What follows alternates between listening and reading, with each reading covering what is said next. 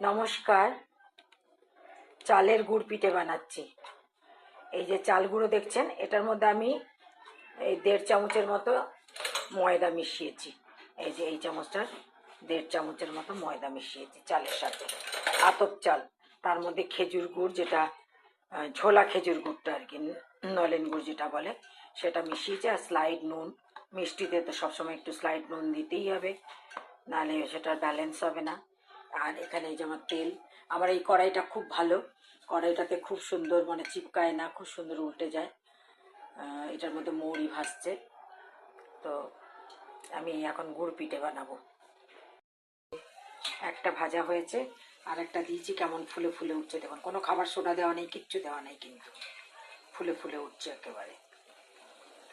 এতগুলো ভাজা হয়েছে, এই যে আর একটা ভাজা হচ্ছে, এখন এতগুলো আছে। এই যে আমার সব গুড় পিঠে তৈরি হয়ে গেল, চালের গুঁড়ি দিয়ে, নলেন গুড় দিয়ে, আর এই 1-1.5 চামচের মতো ময়দা মিশিয়েছি। মিশিয়ে একটু নুন দিয়ে ভালো করে ঘেটে তারপরে ডুবো তেলে ভাজা করলাম। আপনারা অনেকেই হয়তো জানেন, তবুও দিয়ে আমি আবার বানালাম।